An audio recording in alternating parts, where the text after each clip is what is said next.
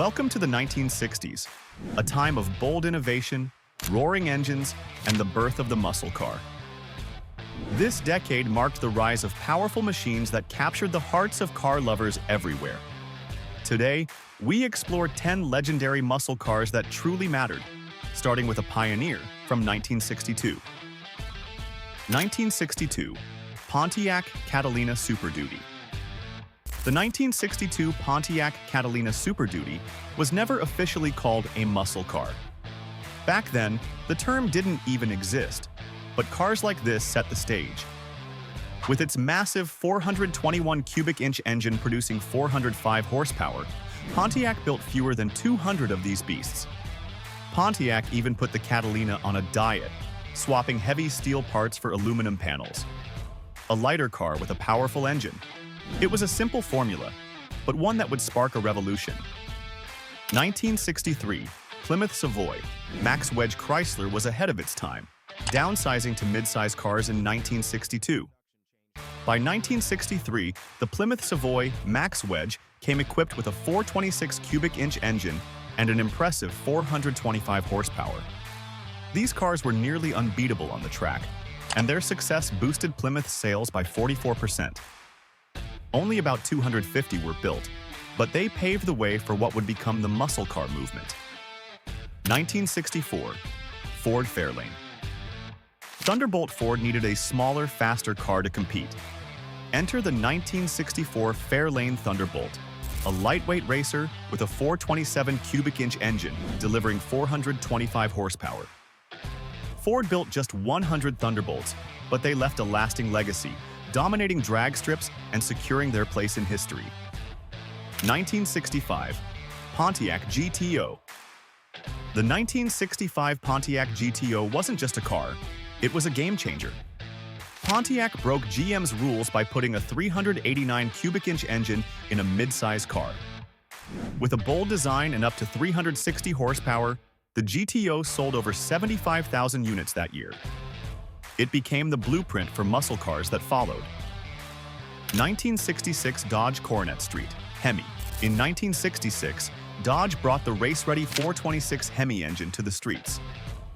Known for its 425 horsepower, the street Hemi was reliable enough for daily use, but powerful enough to dominate the competition. It was a turning point for Dodge, proving that muscle cars could be practical and thrilling. 1968. AMC AMX American Motors joined the muscle car race a bit late with the 1968 AMX. This compact two-seater packed a 390 cubic inch engine with 315 horsepower, offering blazing speed at a budget-friendly price. It was AMC's answer to the Mustang and Corvette, and it didn't disappoint. 1969. Chevy COPO Camaro. Chevy's 1969 COPO Camaro was a secret weapon. Dealers used a loophole to equip the Camaro with a 427 cubic inch engine, usually reserved for Corvettes. Only 69 were built with the aluminum ZL1 engine, making them some of the rarest and most powerful Camaros of the era. 1969, Ford Boss. 429 Mustang. The 1969 Boss 429 Mustang wasn't just a car, it was Ford's ticket to NASCAR glory. With its massive 429 cubic inch engine, this Mustang was built for speed. Only 859 were made, making it a rare and highly sought-after piece of muscle car history. 1969 Dodge Hemi Daytona. By 1969, Dodge went all out with the Hemi Daytona, a car designed for NASCAR domination. With its wind tunnel-tested nose and towering rear wing, the Daytona was unlike anything the public had ever seen. Powered by the legendary 426 Hemi engine, it's a symbol of the muscle car era at its peak. 1970.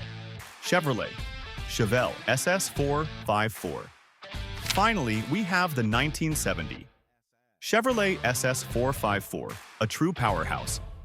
Its LS6 engine delivered a staggering 450 horsepower, the most of any production car at the time.